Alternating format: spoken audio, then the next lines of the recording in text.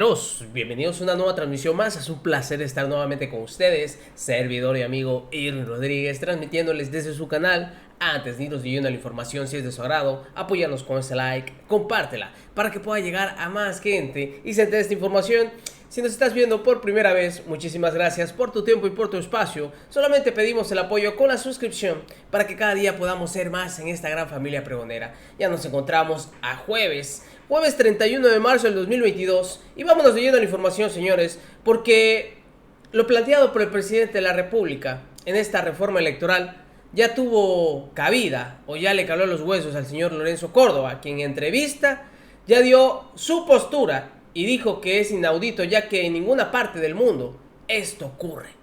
Ahora resulta ser que el señor que dice o se dice bien querido por parte de la ciudadanía, porque ha dicho en reiteradas ocasiones que el Instituto Nacional Electoral es el primer lugar en confianza, que la gente confía en él, pues que lo demuestre. ¿Qué miedo tiene?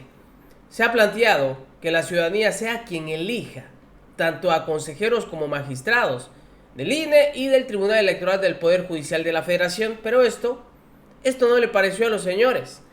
Y antes de iniciar con esta entrevista, para que vean la postura del señor Lorenzo Córdoba, pues otra denuncia por parte del instituto que va a realizar esta revocación del mandato el 10 de abril, para que vean que no solamente está ocurriendo en Hidalgo, sino también en Jalisco.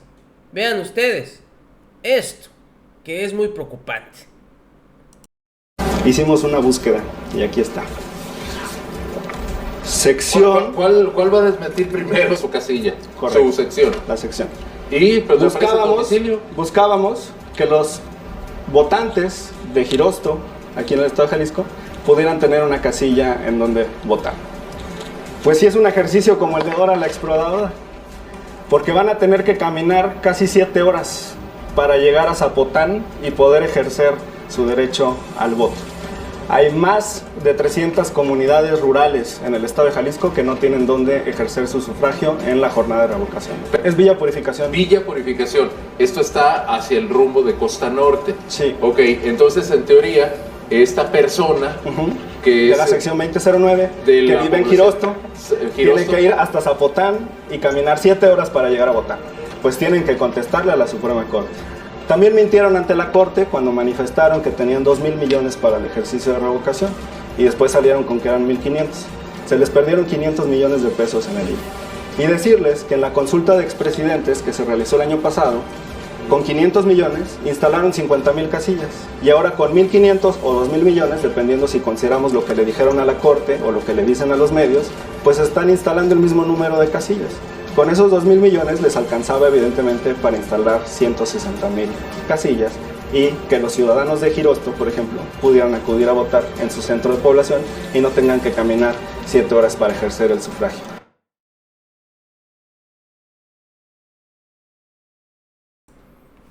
¿Lo vieron? Así es como está actuando el consejero presidente Lorenzo Córdoba y se dice ser la voz de la democracia. Háganme ustedes el favor. Sin embargo, ¿cuál es el argumento que ha dado el señor Lorenzo Córdoba ante este planteamiento que busca el presidente de la República como la reforma electoral?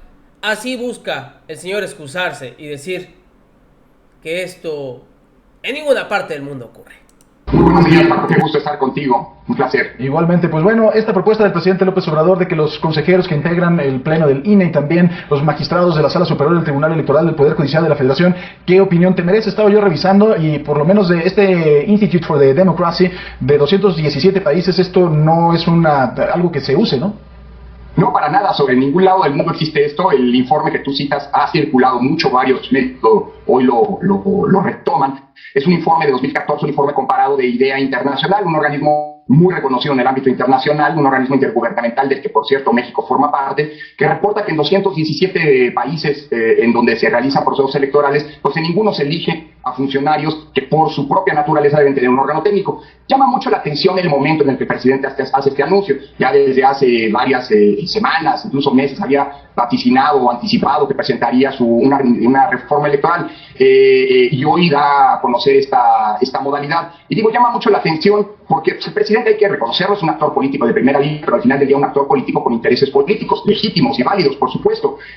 Llama mucho la atención que hace 3 años, casi 3 años, apenas después de la elección 2018, el presidente elogió el trabajo del Tribunal Electoral, de este Tribunal Electoral, el mismo que ahora critica porque no le gustó una decisión que era previsible y además jurídicamente impecable, es decir, dejar sin efectos por inconstitucional pues un decreto que no implica otra cosa más que cambiar las reglas del juego. Por cierto, cambiar las reglas del juego que la actual mayoría puso en la Constitución y en la ley, y que ahora evidentemente no le gusta, la que prohíbe la propaganda gubernamental en la revocación de mandato. Bueno, hace 3 años, este mismo tribunal revocó una decisión del INE, que yo creo que era correcta, por supuesto la voté en su momento, que fue la decisión aquella del fideicomiso para la reconstrucción, un fideicomiso desde mi punto de vista ilegalmente constituido por Morena, y que implicó una sanción millonaria por parte del INE. Ese mismo tribunal revocó por unanimidad esta decisión. Las decisiones del tribunal son definitivas e inatacables, y en aquel entonces el presidente celebró el compromiso democrático de los magistrados, los mismos que hoy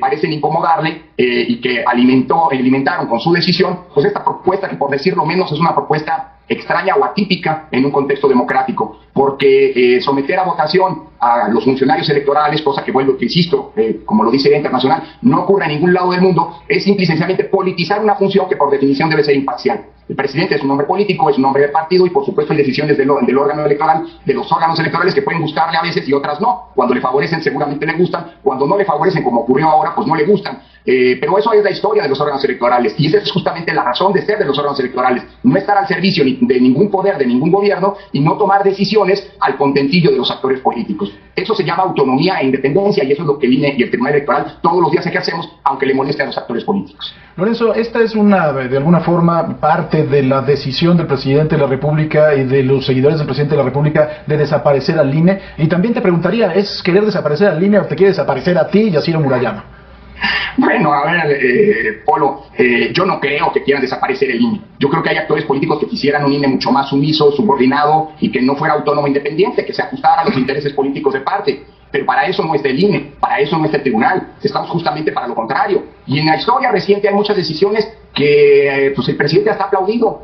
Te recordarás que en 2020 en el INE tomamos una decisión pues controvertida y polémica sin duda, que fue no otorgarle el registro al partido, como partido, a una organización que se llama México Libre. Entonces el presidente la aplaudió. 6 meses después decidimos negarle el registro como candidatos a varios aspirantes, entre ellos a Salgado Macedonio, por las mismas razones, es decir, violar las reglas de fiscalización con las que habíamos negado el registro al otro partido, y aplicamos la misma regla: a uno no le dimos registro y a los candidatos tampoco. Y en este caso éramos pues los villanos más graves, más los conspiradores, se nos llamaba, en contra de la democracia. Mira, yo creo que eso es parte de los juegos políticos. En muchos lados del mundo, en Gran Bretaña, también hay ahora, justamente Boris Johnson presentó una iniciativa de ley para tratar de incrementar los controles del Parlamento y por lo tanto del gobierno sobre la Comisión Electoral, que es un órgano independiente, como debe de ser el órgano que organiza elecciones.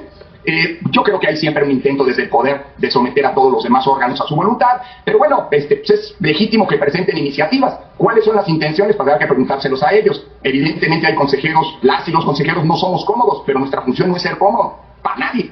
Y en eso se radica la independencia. Ahora, lo que es lamentable es que se intente personalizar, en el caso de un colega, Ciro Murayama, y mío, pues digámoslo así, la encarnación de todos los males. Cuando todas las decisiones del INE, todo el mundo lo sabe, se toman por un colegiado, y la gran mayoría de las decisiones que han molestado, en este caso a propósito de la revocación de mandato, se tomaron de manera, si bien no unánime, con una amplísima mayoría de las y los 11 consejeros. Lorenzo, ¿no es una trampa la que se le está atendiendo al instituto, primero con la falta de presupuesto, después con la decisión de González Alcántara Carrancá, en donde se tenía que poner un número determinado de casillas, 57.500, un poquito más de 57.500, que además de todo la Consejería Jurídica de la Presidencia ha presentado también una denuncia en contra del instituto? ¿No es toda una trampa para cuando termine la elección decir, ya ven, se los dije? Bueno, pues vamos a esperar a verlo, pero creo que es la crónica de una narrativa anunciada. Nunca antes en la historia había habido una actitud, prácticamente podría definir hasta de boicot del trabajo de la autoridad electoral. Todas las decisiones relevantes que tienen que ver con la revocación de mandato, todas invariablemente han sido impugnadas, y salvo un par de ellas, todas han sido, por cierto, ratificadas por el Tribunal Electoral. Incluso hemos visto cosas inéditas, como el hecho de que a 6 consejeras y consejeros y al secretario ejecutivo se nos haya denunciado penalmente. Esto nunca había ocurrido en 30 años. Por cierto, las denuncias penales, ahora que se habla mucho de la fiscalía, siguen abiertas, y esto hay que recordarlo, en un claro intento de amagar a un órgano con el que se puede no estar de acuerdo. Eso se vale en democracia. Por eso existen causas institucionales a recurrir al INE o a la Corte para contravertir las decisiones del INE.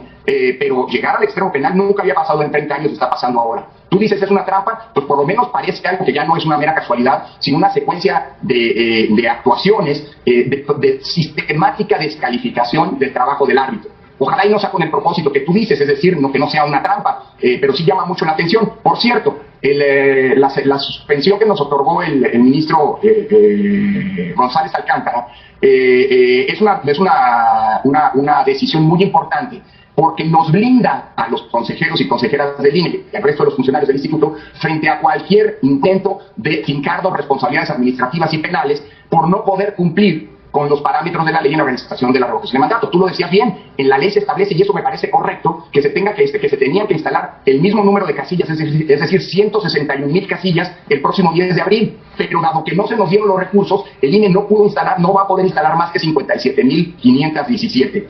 Y frente a esa decisión que claramente no coincide con la ley, estamos blindados. Es más, la propia Suprema Corte, a través del ministro González Alcántara y el Tribunal Electoral, ya reconocieron que por la situación en la que se colocó al INE, la misma mayoría que hoy acusa al INE de no poner todas las casillas, al no dársenos los recursos por parte de la Cámara de Diputados ni por parte de la Secretaría de Hacienda, pues se imposibilitó que el INE cumpliera con el trabajo legal. Y se nos blindó.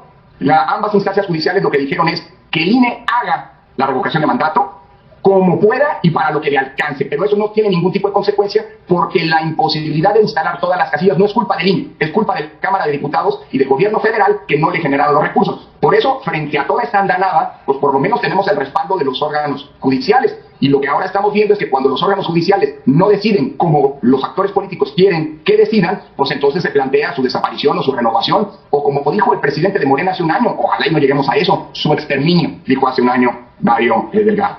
Pues Lorenzo Córdoba, agradezco mucho que hayas tomado este Zoom para todo el auditorio de Imagen Noticias y te mando un abrazo. Gracias y buenos días. Un abrazo muy fuerte, un verdadero privilegio estar contigo, Paco. Gracias, Lorenzo. Bueno, pues ya lo escucharon ustedes, mis estimados pregoneros. Ahora resulta que es un boicot en contra del INE y que esto no ocurre en ninguna parte del mundo.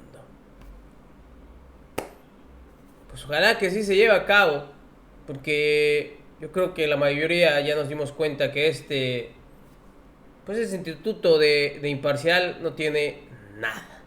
Nos vemos en una siguiente emisión. Que sigan pasando un agradable día. Servidor y amigo Irving Rodríguez, transmitiéndoles desde su canal. Recuerden, la información está ahí y depende de todos nosotros el pregonarla.